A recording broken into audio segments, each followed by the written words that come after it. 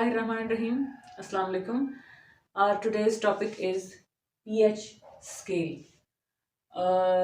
Matric की 10th class की जो केमिस्ट्री है ये उसके एसिड्स बेसिस एंड साल्ट्स वाले चैप्टर में से ये नेक्स्ट टॉपिक है. Before going to the definition of pH, first we will discuss about the electrolytic nature of water. Students, आपको पता होगा कि पानी एक वीक इलेक्ट्रोलाइट है. इलेक्ट्रोलाइट हम किसको कहते हैं? a solution which allows the electricity to pass through it. एक ऐसा सोल्यूशन जो अपने अंदर से बिजली को गुजरने दे उसको हम इलेक्ट्रोलाइट कहते हैं. इलेक्ट्रोलाइट्स स्ट्रांग भी होते हैं, वीक भी होते हैं और नॉन इलेक्ट्रोलाइट्स भी होते हैं. ये एक अलग टॉपिक है, लेकिन जस्ट आपको एक रिमाइंडर के तौर पर मैं बता रही हूँ. स्ट्रांग इलेक्ट्रोलाइट्स वो होते हैं which are completely dissociated into their ions and maximum amount of current can pass through them. Strong जितने भी स्ट्रांग बेसिस हैं, जितने भी स्ट्रांग एसिड्स हैं, they are very good and strong electrolytes.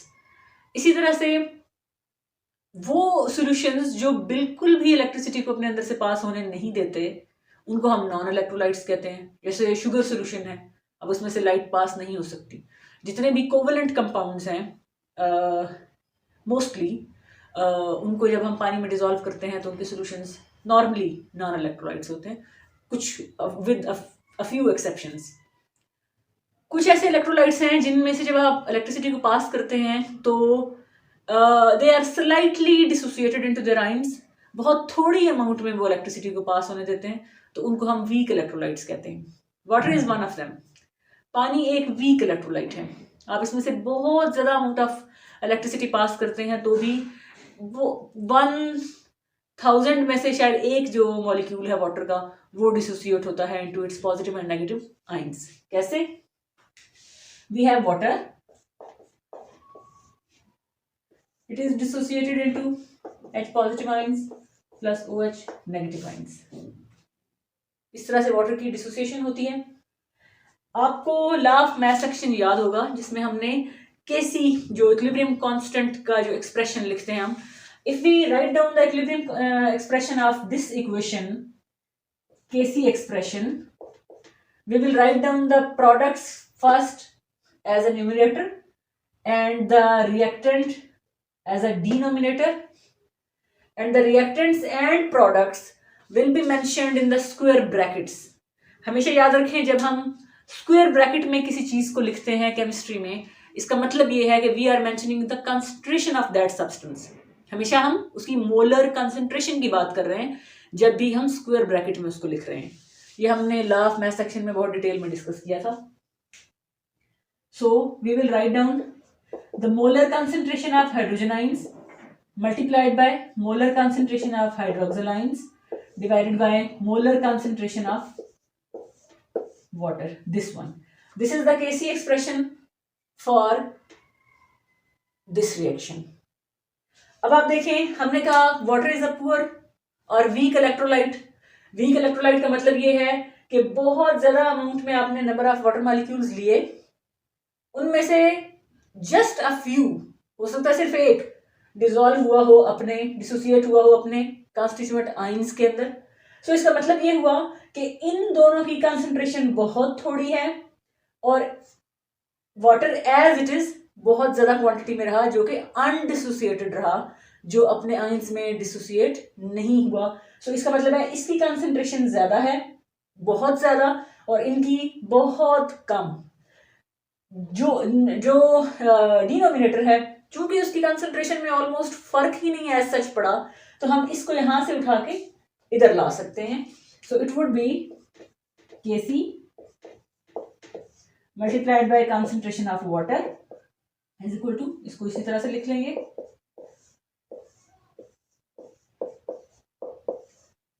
when we write down Kc equilibrium constant multiplied by concentration of water, it can be written as Kw, the equilibrium constant for water at 25 degree Celsius.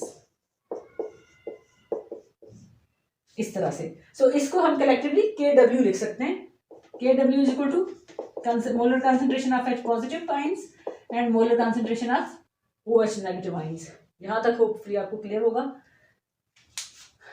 आगे मैं यहीं पे लिख लेती हूँ। आपको पता है कि जब हम किसी भी वाटर मॉलिक्यूल को डिसोसिएट करते हैं उसके कंस्टिट्यूएंट आइंस में, one water molecule is dissociated into 1 mole of concentration of hydrogen ions and 1 mole of hydroxyl ions. So ये दोनों इक्वल होते हैं। ठीक है, अगर मैं ये लिखूं कि concentration of H positive ions is equal to concentration of negative ions, hydroxyl ions, is it correct? जब दो चीजें बिल्कुल इक्वल हूं अमाउंट में और सेम हूं तो हम उनमें से किसी एक को दूसरे की जगह लिख सकते हैं। ये पहले भी आपने अलजेब्रा में, मैथ्स में बहुत बार पढ़ा होगा।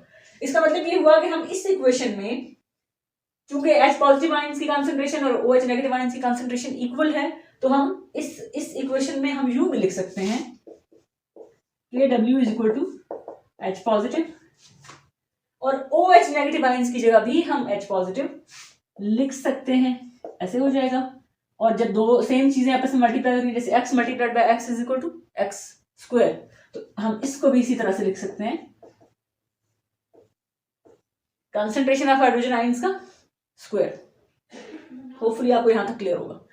एक चीज आप याद रखें, KW जब हमने यहां पे पढ़ा था, this KW it is equal to 1.0 into 10 raised to power minus 14। ये इसकी 25 डिग्री सेल्सियस पे इसकी वैल्यू है। जब आपको याद होगा, जब हमने लॉ ऑफ मास एक्शन पढ़ा था, तो हमने डिफरेंट रिएक्शंस जो लिखे थे उनके अंदर हमने उनकी जो उस एक स्पेसिफिक टेम्परेचर पे जो उनकी वैल्यू आती थी, केसी की वैल्यू आती थी, हमने वो भी कैलकुलेट की थी और हमने लिखी थी।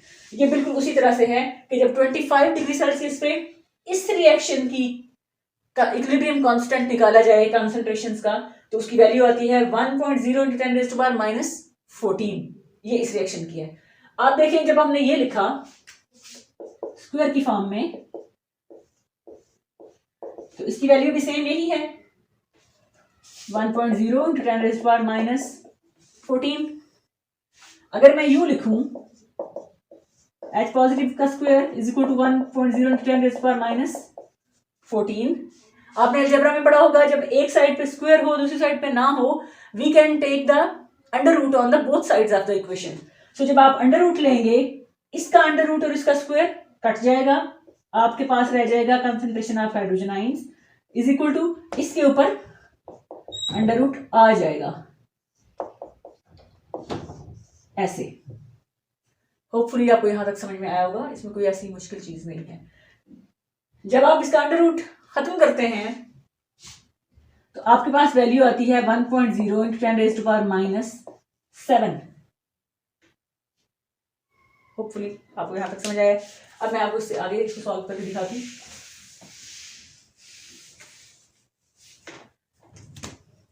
अब आप लिखेंगे, अब आप जब आपने मैथ्स में पढ़ा होगा, जब आपके पास इतनी लो वैल्यू आती है, इतनी लो वैल्यू आती है, और कि उसको आपको जो बहुत छोटी वैल्यूज होती हैं उनको भी आप इस एक्सपोनेंट की फॉर्म में लिखते हैं, और जो बहुत बड़ी वैल्यूज होती हैं उनको भी लिखने के लिए फिर आप 10 की पावर में लिखते हैं, एक्सपोनेंट्स की फॉर्म में लिखते हैं।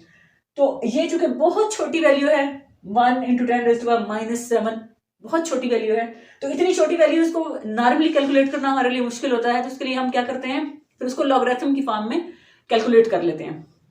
जब भी हम माइनस नेगेटिव लॉगरिथम लेते हैं, तो जिस चीज का या जिस सिंबल का हम नेगेटिव लॉगरिथम ले रहे होते हैं, उस सिंबल के साथ हमें p लिखना होता है। उसका मतलब होता है power of.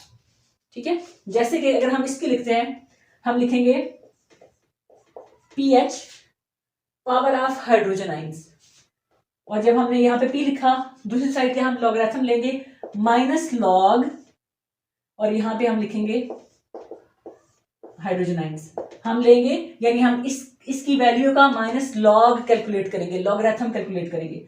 Minus log H positive ion की वैल्यू कितनी थी, this one, 1.0 into 10 raised to power minus 7, like this.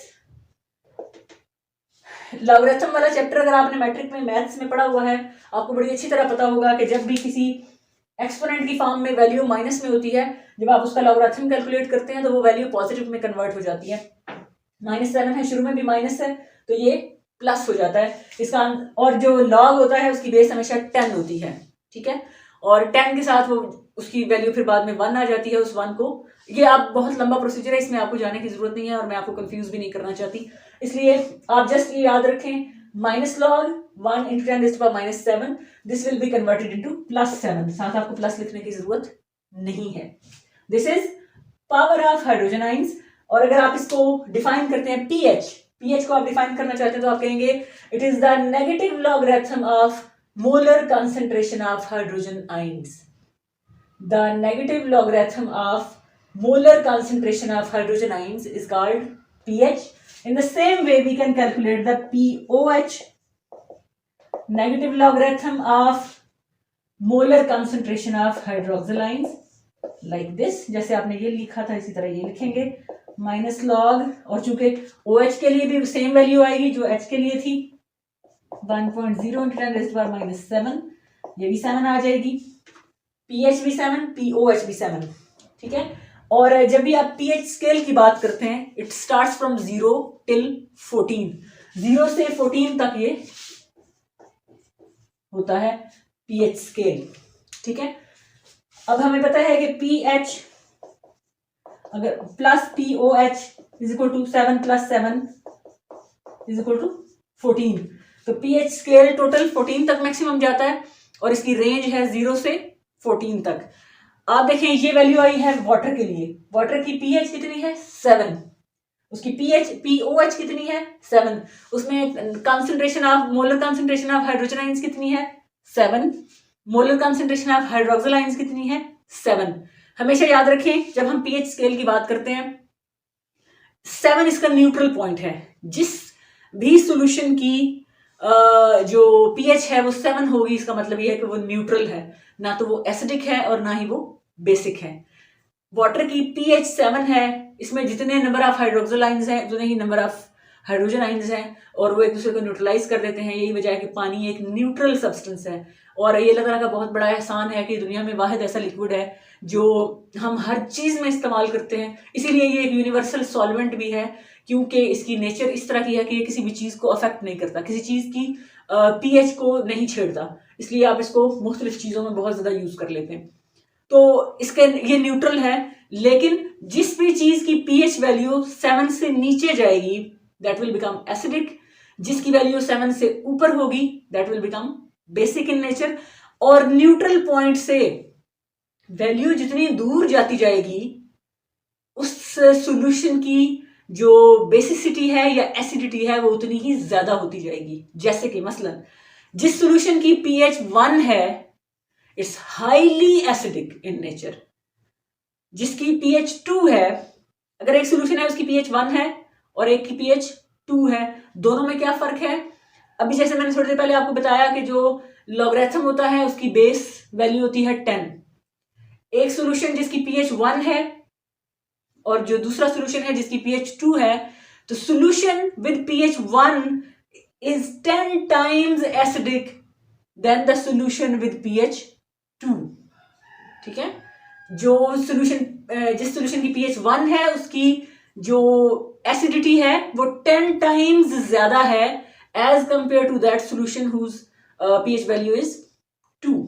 इसी तरह से अगर एक सॉल्यूशन है जिसकी pH वैल्यू 1 है और दूसरे सॉल्यूशन की pH वैल्यू 3 है, तो वो 10 टाइम्स बीच में 2 सॉल्यूशन वाला फिर 10 टाइम्स 3 वाला वो मल्टीप्लाई हो जाएगा। तो हम कहेंगे the acidity of solution with pH 1 is 100 times more than the solution of pH 3। Hopefully you got it and so on। इस तरह से ज्यादा होती जाती है। जिस सॉल्यूशन की वैल्यू जिसकी pH वैल्यू 1 होगी वो हाईली एसिडिक होगा और जिसकी pH 14 होगी वो हाईली बेसिक होगा।